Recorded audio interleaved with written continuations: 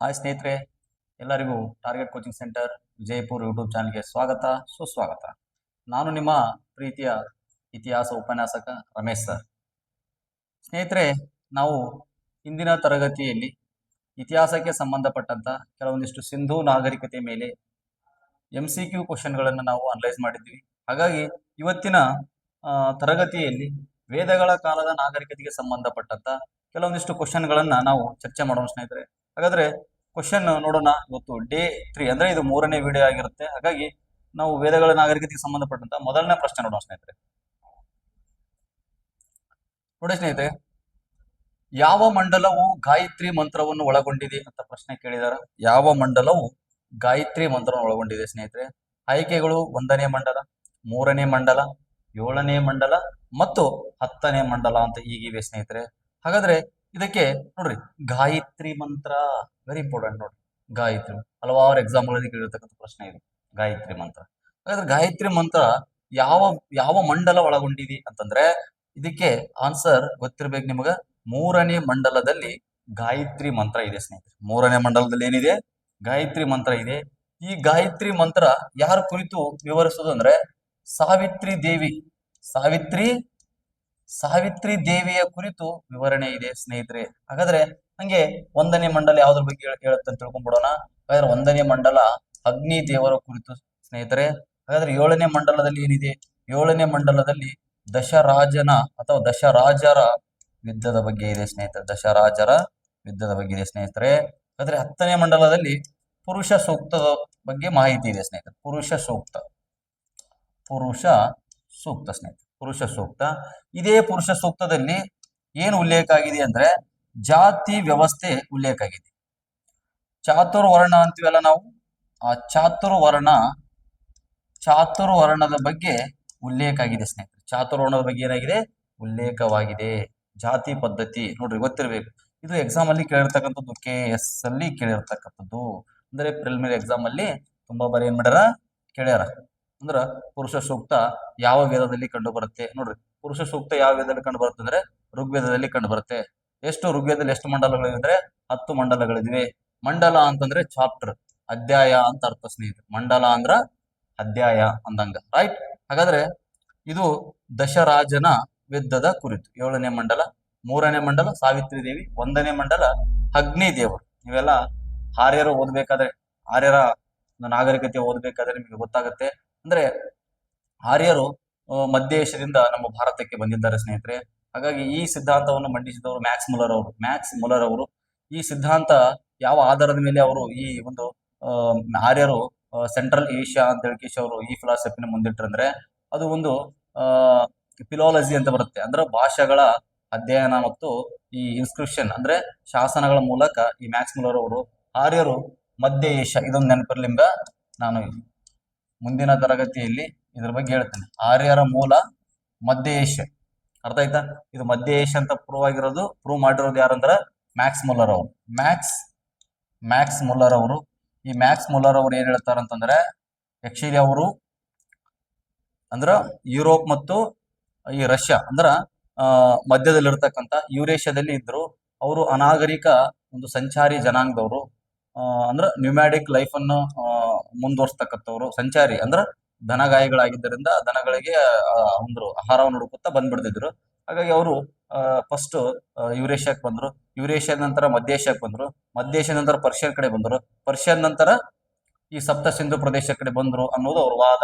ಅವರ ಒಂದು ಸಿದ್ಧಾಂತ ಏನಂದ್ರೆ ಅವರು ಭಾಷೆಗಳ ಆಧಾರದ ಮೇಲೆ ಹೇಳಿರ್ತಕ್ಕಂಥ ಸ್ನೇಹಿತರೆ. ಭಾಷಾ, ಲ್ಯಾಂಗ್ವೇಜ್ ಅಂಡ್ ಇನ್ಸ್ಕ್ರಿಪ್ಷನ್ ಅಂದ್ರೆ ಎಡಿಟ್ಸ್, ಈ ಶಾಸನ ಮತ್ತು ಭಾಷೆಗಳ ಆಧಾರದ ಮೇಲೆ ಆರ್ಯರು ಮೂಲ ನೆಲೆ ಮ್ಯಾಕ್ಸ್ ಮುಲ್ಲರ್ ಅವರು ಏನಂತ ಹೇಳಿದಾರ? ಮಧ್ಯ ಏಷ್ಯಾ, ಸೆಂಟ್ರಲ್ ಏಷ್ಯಾ ಅನ್ನುವಂಥ ಥಿಯರಿನ ಮಂಡಿಸ್ಯಾರ ಸ್ನೇಹಿತರೆ. ಅರ್ಥ ಆಯ್ತಾ? ಯಾಕಂದ್ರೆ ಇವರು ಗ್ರೀಕ್ ಮತ್ತು ಲ್ಯಾಟಿನ್ ಈ ಎರಡೂ ಭಾಷೆಗಳನ್ನ, ಗ್ರೀಕ್ ಮತ್ತು ಲ್ಯಾಟಿನ್ ಏನಿದಾವ ಸಂಸ್ಕೃತ ಭಾಷೆಗೆ ಬಹಳ ಸಾಮ್ಯತೆಯನ್ನು ಹೊಂದತಕ್ಕಂಥದ್ದು ಅಂತ ಹೇಳಿರ್ತದ್ದು ನೋಡ್ರಿ. ಎಕ್ಸಾಂಪಲ್, ಇಂಗ್ಲಿಷ್ ಭಾಷೆಯಲ್ಲಿ ನಾವೇನ್ ಕರಿತೀವಿ? ಮದರ್ ಅಂತ ಕರಿತೀವಿ, ತಂದೆಗೆ ಫಾದರ್ ಅಂತ ಕರಿತೀವಿ. ಅದೇ ಸಂಸ್ಕೃತ ಭಾಷೆಯಲ್ಲಿ ಏನ್ ಕರಿತೀವಿ ನಾವು? ಮತ್ತೆ ಮಾತಾಶ್ರೀ ಮತ್ತು ತಂದೆಗೆ ಪಿತಾಶ್ರೀ ಅನ್ನೋದಂತ ಗೊತ್ತಿರ್ಬೇಕು ಸ್ನೇಹಿತರೆ. ಹಾಗಾಗಿ ಈ ಗ್ರೀಕ್ ಮತ್ತು ಲ್ಯಾಟಿನ್ ಮತ್ತು ಸಂಸ್ಕೃತಕ್ಕೆ ಏನೈತೆ ಸಾಮ್ಯತೆ ಇರೋದ್ರಿಂದ ಇವರು ಆರ್ಯರು ಮೂಲ ನೆಲೆ ಅಂತ ಹೇಳಿರ್ತಕ್ಕಂಥದ್ದು ಎಲ್ಲಿ? ಮಧ್ಯ ಏಷ್ಯಾ. ಹಾಗಾಗಿ ಆರ್ಯರು ಏನ್ ಮಾಡಿದ್ರು, ವೇದಗಳನ್ನ ಏನ್ ಮಾಡಿದ್ರು, ಹುಟ್ಟಾಕಿದ್ರು. ವೇದ ಸಾಹಿತ್ಯವನ್ನ ಏನ್ ಮಾಡಿದ್ರು, ಹುಟ್ಟಾಕಿದ್ರು ಸ್ನೇಹಿತರೆ. ಹಾಗಾಗಿ ಆರ್ಯರ ಆರ್ಯರು ಈ ವೇದಗಳ ನಿರ್ಮಾಪಕರು ಅಂತ ಗೊತ್ತಿರ್ಬೇಕು. ಎಕ್ಸಾಮ್ ಅಲ್ಲಿ ಕೇಳಿದಾರೆ ಅದನ್ನ.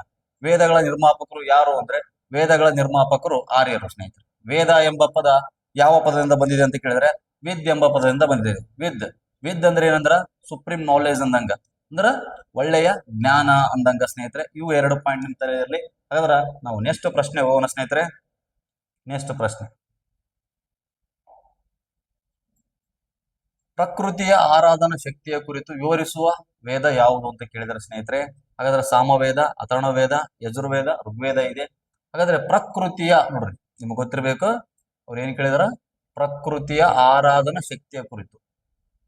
ಅಂದ್ರೆ ಪ್ರಕೃತಿಯಲ್ಲಿ ಹಲವಾರು ದೇವರುಗಳಿದ್ದಾರೆ, ಕಣ್ಣಿಗೆ ಕಾಣದ ದೇವರುಗಳು. ಸಾವಿತ್ರಿ ಮತ್ತೆ ಬೇರೆ ಬೇರೆ ದೇವರುಗಳಿದ್ದಾರೆ. ಅಂದ್ರ ಅರಣ್ಯಮಣಿ ಅಂದ್ರ ಅರಣ್ಯಕ್ಕ ಅಧಿಪತಿ, ಪುಷಣ ಮತ್ತೆ ಇಂದ್ರ, ಅಗ್ನಿ. ಈ ದೇವರುಗಳಿಗೆ ಕೆಲವೊಂದಿಷ್ಟು ಹೊಗಳಿಕೆ ರೂಪದಲ್ಲಿ ಮಂತ್ರ ಶ್ಲೋಕಗಳನ್ನ ಏನ್ ಮಾಡ್ಯಾರ್ರಿ, ರಚನೆ ಮಾಡ್ಯಾರ. ಅವು ಎಲ್ಲಿ ಅಂದ್ರ ವೇದ, ಈ ಋಗ್ವೇದದಲ್ಲಿ. ಹಾಗಾಗಿ ಈ ಇದಕ್ಕೆ ಆನ್ಸರ್ ಯಾವುದು ಅಂದ್ರಗಿನ ಸರಿಯಾದಂತ ಆನ್ಸರ್ ಋಗ್ವೇದ.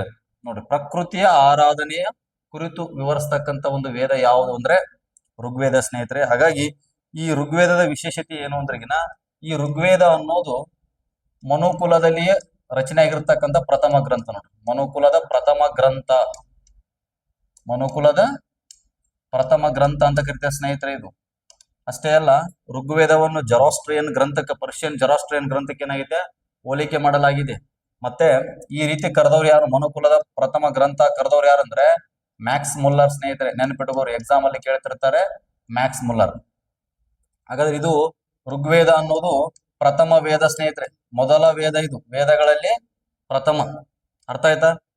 ವೇದಗಳನ್ನು ಏನೆನ್ನುವರು, ಸಂಹಿತೆಗಳು ಅಥವಾ ಸಂಹಿತೆಗಳೆನ್ನುವರು. ಸಂಹಿತೆ ಅಂದ್ರ ಅಂದ್ರ ತಪ್ಪು ಅಂದ್ರ ಚಾಚು ತಪ್ಪದ ಏನ್ ಮಾಡ್ಬೇಕು, ಕಂಪಲ್ಸರಿ ಪಾಲಿಸ್ಬೇಕ್ರಿ. ಅಂದ್ರ ಆರ್ಯರು ವೇದಗಳನ್ನು ಹುಟ್ಟಾಕಿತ್ತು ಹೆಂಗಪ್ಪ ಅಂದ್ರಿಗಿನ ಅಲ್ಲಿ ಇರ್ತಕ್ಕಂಥ ನೀತಿ ನಿಯಮಗಳನ್ನ ಜನರು ಏನ್ ಮಾಡ್ಬೇಕು, ಪಾಲನೆ ಮಾಡ್ಬೇಕು. ಒಂಥರ ಸಂವಿಧಾನ ಇದ್ದಂಗ್ರಿ. ಅಂದ್ರ ವೇದ ಅಂದ್ರೆ ಏನು, ಸಂವಿಧಾನ ಇದ್ದಂಗ ನೋಡ್ರಿ. ಹಾಗಾಗಿ ವೇದಗಳನ್ನ ಏನೆನ್ನುವರು, ಸಂಹಿತೆಗಳೆನ್ನುವರು ಅಂತ ಗೊತ್ತಿರ್ಬೇಕು. ಒಟ್ಟಾರೆಯಾಗಿ 1028 ಶ್ಲೋಕ ಮತ್ತು 10 ಮಂಡಲಗಳನ್ನು ಒಳಗೊಂಡಿದೆ ಋಗ್ವೇದ. 10 ಮಂಡಲಗಳನ್ನ ಏನಾಗಿದ್ರಿ, ಒಳಗೊಂಡಿದೆ.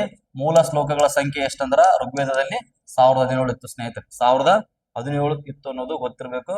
ಋಗ್ವೇದ ಕೂಡ ಏನಾಗಿದೆ, ವಿಶ್ವ ಪಾರಂಪರ್ಯ ಪಟ್ಟಿಗೆ ಅಂದ್ರೆ ಯುನೆಸ್ಕೋ ಪಟ್ಟಿಗೆ ಏನಾಗೈತ್ರಿ, ಇದು ಸೇರ್ಪಡೆ ಆಗಿದೆ. ಯುನೆಸ್ಕೋ ಪಟ್ಟಿಗೆ ಏನಾಗೈತೆ, ಸೇರ್ಪಡೆ ಆಗಿದೆ ಅನ್ನೋದು ಕೂಡ ನಿಮಗೆ ಗೊತ್ತಿರ್ಬೇಕು. ಇದು ಈ ಪ್ರಕೃತಿಯ ಆರಾಧನಾ ಕುರಿತು ಏನ್ ಮಾಡ್ತೀರಿ, ಅಲ್ಲಿ ಇರ್ತಕ್ಕಂಥ ಶಕ್ತಿಯ ಆರಾಧನೆ ಕುರಿತು ವಿವರಿಸುವಂತ ವೇದ ಆಗಿದೆ. ಅದಕ್ಕಾಗಿ ಇದನ್ನ ದೈವ ವೇದ ನೋಡ್ರಿ, ವೆರಿ ಇಂಪಾರ್ಟೆಂಟ್. ದೈವ ವೇದ, ದೈವ ವೇದ ಅಂದ್ರ ಋಗ್ವೇದ, ಬ್ರಹ್ಮ ವೇದ ಅಂದ್ರ ಬ್ರಹ್ಮ ವೇದ ಅಂದ್ರ ಅಥರ್ವಣ ವೇದ ಅಂತ ಗೊತ್ತಿರ್ಬೇಕು ಸ್ನೇಹಿತರೆ. ಇದು ಎಕ್ಸಾಮ್ ಅಲ್ಲಿ ಕೇಳಿರ್ತಕ್ಕಂಥದ್ದು. ಯಾವುದನ್ನು ದೈವ ವೇದ ಎಂದು ಕರೆಯಲಾಗುತ್ತದೆ ನೋಡ್ರಿ. ಯಾವುದು ದೈವ ವೇದ ಅಂದ್ರ ಅಥರ್ವಣ ವೇದ. ದೈವ ವೇದ ಅಂದ್ರಿಗಿನ ಋಗ್ವೇದ, ಬ್ರಹ್ಮ ವೇದ ಅಂದ್ರಿಗಿನ ಅಂತಂದ್ರಿಗಿನ ಅಥರ್ವಣ ವೇದ ಸ್ನೇಹಿತರೆ. ಅರ್ಥ ಆಯ್ತಾ? ಹಾಗಾಗಿ ನೋಡಿ, ಎದಕ್ಕಂದ್ರೆ ಹೇಳಿ, ದೈವ ವೇದ ದೇವರ ಕುರಿತು ಏನೈತೆ, ಅಲ್ಲಿ ಹೊಗಳಿಕೆ ಐತ್ರಿ. ಎಕ್ಸಾಂಪಲ್, ಇಂದ್ರನ ಕುರಿತು 250 ಏನಾಗಿದಾವ ಶ್ಲೋಕಗಳು ರಚನೆ ಆಗಿದಾವ ಸ್ನೇಹಿತರೆ. ಓಕೆ, 250 ಶ್ಲೋಕಗಳು ಏನಾಗಿದಾವ, ರಚನೆ ಆಗಿದೆ. ಓಕೆ, ಇಷ್ಟು ಇದು ಎರಡನೇ ಪ್ರಶ್ನೆ. ಮತ್ತೆ ಮುಂದೆ ಹೋಗೋಣ. ಸಾಮವೇದದಲ್ಲಿ ಎಷ್ಟು ಶ್ಲೋಕಗಳು ಕಂಡು ಬರುತ್ತವೆ ನೋಡಿ ಸ್ನೇಹಿತರೆ. ಸಾಮವೇದದಲ್ಲಿ ಎಷ್ಟು ಶ್ಲೋಕಗಳು ಕಂಡು ಬರ್ತದೆ ಕೇಳಿದ್ರ 1028, 1603, 730, 1984. ಓಕೆ ನೋಡ್ರಿ, ಈಸಿ ಇದೆ ಪ್ರಶ್ನೆ, ಈಸಿಯಾಗಿ ಆನ್ಸರ್ ಮಾಡಬಹುದು. ನೋಡ್ರಿ, 1028 ಶ್ಲೋಕ ಕಂಡು ಬರೋದು ಋಗ್ವೇದದಲ್ಲಿ. ನೋಡ್ರಿ, ಎಲ್ಲಿ ಕಂಡು ಬರ್ತಾವ್ರಿ ಇವು, ಋಗ್ವೇದದಲ್ಲಿ. ಈಗ ತಾನೇ ಹೇಳಿದೆ. ಇನ್ನು 1984 ಯಜುರ್ವೇದದಲ್ಲಿ ಕಂಡು ಬರ್ತಾವ್ರಿ. ಯಜುರ್ವೇದದಲ್ಲಿ ಕಂಡು ಬರ್ತವೆ. 730 ಅಥರ್ವಣ ವೇದದಲ್ಲಿ ಕಂಡು ಬರ್ತಾವ್ರಿ. ಅಥರ್ವಣ ಅಥವಾ ಅಥರ್ವ ವೇದದಲ್ಲಿ ಏನಾಗ್ತಾವ, ಕಂಡು ಬರ್ತಾವ ಸ್ನೇಹಿತರೆ. ಹಾಗಾದ್ರೆ ಇದಕ್ಕ ಸರಿಯಾದಂತ ಆನ್ಸರ್ ಯಾವುದು, ಸಾಮವೇದದಲ್ಲಿ ಎಷ್ಟು ಶ್ಲೋಕಗಳಿವೆ, 1603 ಶ್ಲೋಕಗಳಿವೆ ಸ್ನೇಹಿತರೆ. ಓಕೆ, ನೆಕ್ಸ್ಟ್ ಒನ್ ಸ್ನೇಹಿತರೆ. ಅಥರ್ವಣ ವೇದದಲ್ಲಿನ ಶ್ಲೋಕ ಮತ್ತು ಮಂತ್ರಗಳನ್ನು ಪಠನೆ ಮಾಡುವ ಪುರೋಹಿತನನ್ನು ಅಥವಾ ಪುರೋಹಿತನಿಗೆ ಏನೆಂದು ಕರೆಯಲಾಗುತ್ತಿತ್ತು ಅಂತ ಕೇಳಿದಾರ. ಇಲ್ಲಿ ಅದ್ವೈರ್ಯ, ಉದ್ಗೋತ್ರಿ, ಅಂಗೀರಸ್, ಓತ್ರಿ. ನೋಡ್ರಿ, ಈ ತರ ಪ್ರಶ್ನೆ ಬರ್ತಿರ್ತಾವ ಸ್ನೇಹಿತರೆ. ಅದಕ್ಕೆ ಈ ತರ ಬರ್ತಾವಂತಾನೆ ಊಹೆ ಮಾಡಿ ನಾವೇನ್ ಮಾಡಿವಿ, ಹಾಕಿರ್ತಕ್ಕಂಥದ್ದು. ನೋಡ್ರಿ, ಓತ್ರಿ ಅನ್ನೋದು ಇದು ಋಗ್ವೇದದಲ್ಲಿ ಇರ್ತಕ್ಕಂಥ ಪುರೋಹಿತ ಆಯ್ತಾ. ಋಗ್ವೇದದಲ್ಲಿ ಇರ್ತಕ್ಕಂಥ ಪುರೋಹಿತ ಅಂತ ನಿಮಗ್ ಗೊತ್ತಿರ್ಬೇಕು. ಓತ್ರಿ ಅನ್ನುವವನು ಋಗ್ವೇದದಲ್ಲಿರ್ತಕ್ಕಂಥ ಪುರೋಹಿತ. ಅಂಗೀರಸ ಅನ್ನೋನು ಅಥರ್ವಣ ವೇದದಲ್ಲಿರ್ತಕ್ಕಂಥ ಪುರೋಹಿತ. ಅಥರ್ವಣ ವೇದದಲ್ಲಿರ್ತಕ್ಕಂಥ ಪುರೋಹಿತ. ಓತ್ರಿ ಉದ್ಗೋತ್ರಿ ಅನ್ನೋನು, ಉದ್ಗೋತ್ರಿ ಅಂತಕ್ಕಂಥ ವ್ಯಕ್ತಿ ಸಾಮವೇದದಲ್ಲಿರ್ತಕ್ಕಂಥ ಪುರೋಹಿತ. ನೋಡ್ರಿ, ಸಾಮವೇದ. ನೆಕ್ಸ್ಟ್ ಅದ್ವೈರ್ಯ ಅನ್ನೋನು ಯಜುರ್ವೇದದಲ್ಲಿರ್ತಕ್ಕಂಥ ಪುರೋಹಿತ, ಯಜುರ್ವೇದ. ನೋಡ್ರಿ, ಆಗ ಸರಿಯಾದ ಆನ್ಸರ್ ಯಾವುದು ಅಂದ್ರ ಅಥರ್ವಣ ವೇದದಲ್ಲಿನ ಶ್ಲೋಕ ಮತ್ತು ಮಂತ್ರಗಳನ್ನು ಪಠನೆ ಮಾಡತಕ್ಕಂತ ಪುರೋಹಿತರಿಗೆ ಏನಂತ ಕರಿತಾರ್ರಿ? ಅಂಗೀರಸ ಅನ್ನುವಂತ ಹೆಸರಿಂದ ಕರೀತಾರೆ. ಓಕೆ, ನೆಕ್ಸ್ಟ್ ನೋಡೋಣ ಸ್ನೇಹಿತರೆ. ನೆಕ್ಸ್ಟ್, ವೈದಿಕ ಯುಗದಲ್ಲಿ 10 ರಾಜರ ಯುದ್ಧ ಈ ಕೆಳಗಿನ ಯಾವ ನದಿಯ ದಂಡೆಯ ಮೇಲೆ ನಡೆಯಿತು ಅಂತ ಕೇಳಿದಾರ. ನೋಡ್ರಿ, ಯಾವ ನದಿ ದಡದ ಮೇಲೆ ನಡೆದ ಕೇಳ್ಯಾರ. ನೋಡ್ರಿ, ಎಕ್ಸಾಂಪಲ್ ಹೆಂಗ್ ಕೊಟ್ರಂದ್ರ ಕನ್ಫ್ಯೂಸ್ ಮಾಡಕ್ಕೆ ಈ ರೀತಿ ಕೂಡ ಕೊಡಬಹುದು. ಯಾವ ರೀತಿ ನೋಡ್ರಿ, ಸಂಸ್ಕೃತ ಭಾಷೆಯಲ್ಲಿ ಕೊಟ್ಟಾರ. ಸತುದ್ರಿ. ಸತುದ್ರಿ ಅಂದ್ರೆ ಯಾವುದು? ಸಟ್ಲೇಜ್ ನದಿ. ನೋಡ್ರಿ, ಸತುದ್ರಿ ಅಂದ್ರೆ ಸಟ್ಲೇಜ್ ನದಿ. ನೆಕ್ಸ್ಟ್ ಪರೋಷ್ಣಿ ಅಂತಂದ್ರೆ ರಾವಿ. ವಿಪಾಸ ಅಂದ್ರ ಬಿಯಾಸ. ವಿಪಾಸ, ಬಿಯಾಸ.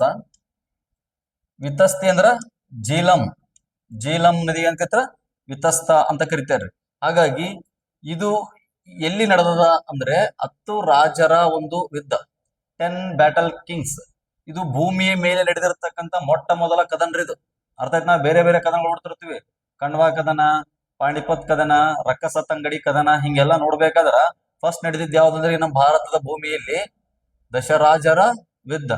ಅಂದ್ರ ಆಕಳಿಗಳಿಗಾಗಿ ಗವಿಷ್ಠಿ ಅನ್ನುವಂತ ಯುದ್ಧವನ್ನು ಏನ್ ಮಾಡ್ತಾ ಇದ್ರು? ಅವಾಗ ಮಾಡ್ತಾ ಇದ್ರು. ಹಸುಗಳನ್ನು ಪಡೆಯುವುದಕ್ಕೆ ಗವಿಷ್ಠಿ ಎಂಬ ಯುದ್ಧವನ್ನು ಮಾಡ್ತಾ ಇದ್ರು ವೇದಗಳ ಕಾಲದಲ್ಲಿ. ಇದು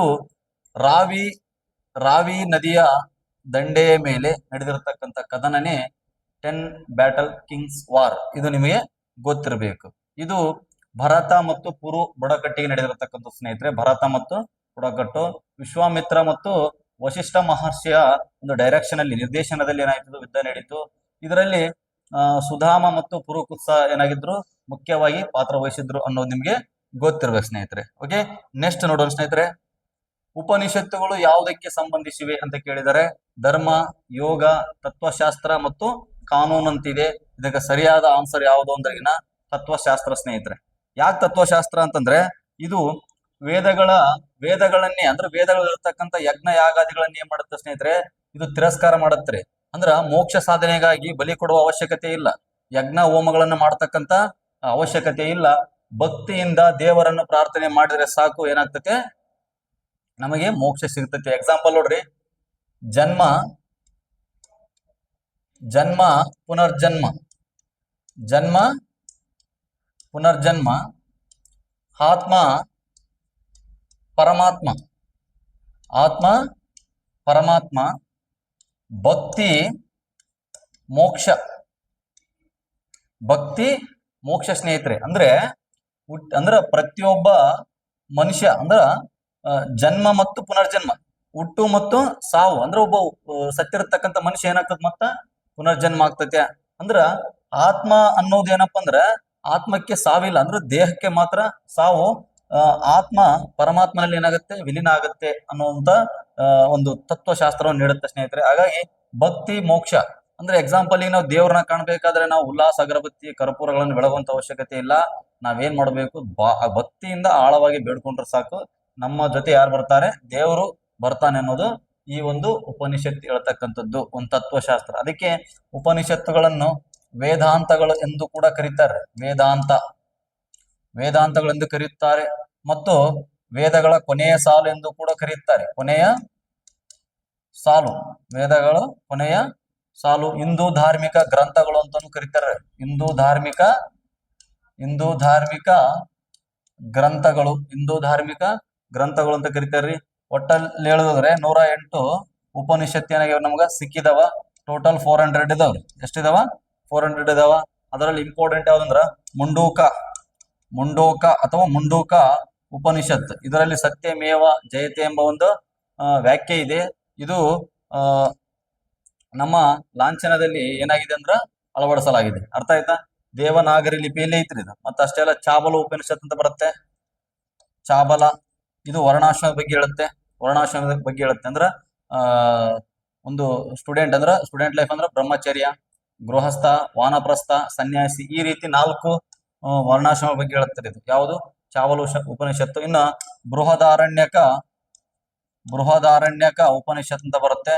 ಇಲ್ಲಿ ಒಂದು ಶ್ಲೋಕ ಇದೆ ಸ್ನೇಹಿತರೆ. ಚಿಕ್ಕ ವಯಸ್ಸಿದ್ದಾಗ ನಾವು ಹೇಳ್ತಿದ್ವಲ್ಲ, ಓಂ ಅಸತೋಮ ಸಗ್ಗಮಯ, ಈ ರೀತಿ ಇರತಕ್ಕಂಥ ಶ್ಲೋಕ ಬೃಹದಾರಣ್ಯಕ ಉಪನಿಷತ್ತಲ್ಲಿ ಕಂಡು ಬರುತ್ತೆ. ಇದು UPSC ಅಲ್ಲಿ ಕೇಳಿರ್ತಕ್ಕಂಥದ್ದು. ಇದು ಈ ಶ್ಲೋಕ ಎಲ್ಲಿದೆ ಅಂತ ಕೇಳಿದಾರ, ಅದಕ್ಕೆ ಆನ್ಸರ್ ಉಪನಿಷತ್ ರೀ.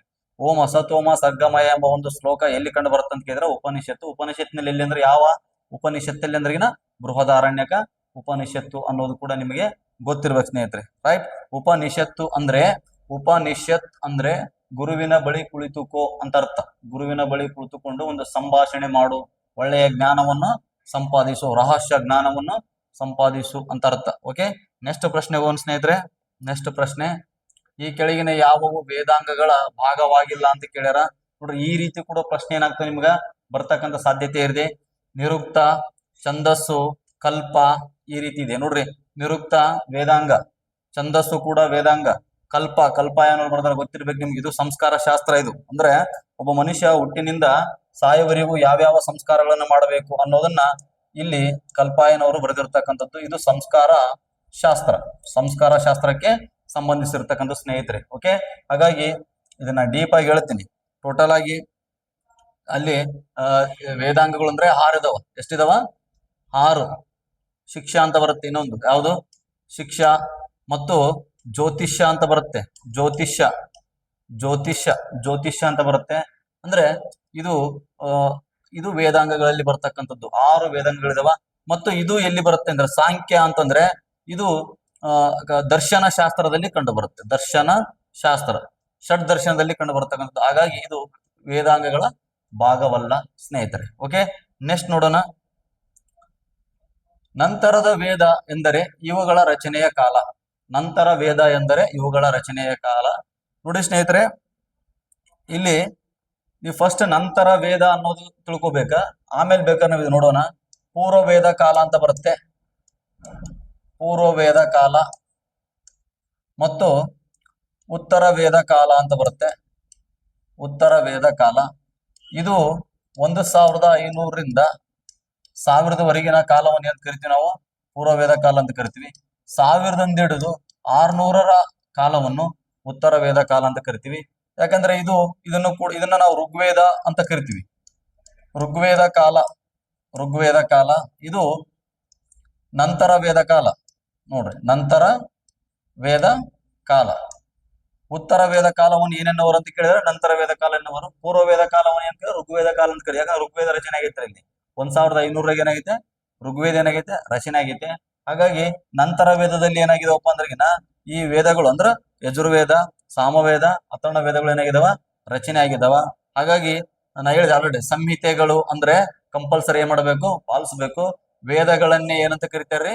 ಸಂಹಿತೆಗಳು ಅಂತ ಕರಿತಾರ. ಹಾಗಾಗಿ ನಂತರ ವೇದದಲ್ಲಿ ಏನ್ ರಚನೆ ಆಗ್ಯಾವ? ವೇದಗಳು ಅಂದ್ರೆ ಸಂಹಿತೆಗಳು ರಚನೆ ಆಗ್ಯಾವ. ಬ್ರಾಹ್ಮಣಕಗಳು ಕೂಡ ರಚನೆ ಆಗ್ಯಾವ ವೇದಗಳ ಮೇಲೆ. ಇನ್ನು ಅರಣ್ಯಕಗಳು ಕೂಡ ಏನಾಗ್ಯಾವ? ರಚನೆ ಆಗ್ಯಾವ. ಇನ್ನು ಇದಕ್ಕೆ ಆನ್ಸರ್ ಏನಂದ್ರೆ ಮೇಲಿನ ಎಲ್ಲವೂ ಸ್ನೇಹಿತರೆ, ಮೇಲಿನ ಎಲ್ಲವೂ. ನೆಕ್ಸ್ಟ್. ಓಕೆ ಸ್ನೇಹಿತರೆ, ಇಷ್ಟು ಕ್ವಶನ್ಗಳನ್ನ ಏನ್ ಮಾಡಿದೀನಿ, ಬಿಡಿಸಿದೀನಿ. ಎಲ್ಲರಿಗೂ ಕೂಡ ಧನ್ಯವಾದಗಳು ಸ್ನೇಹಿತರೆ.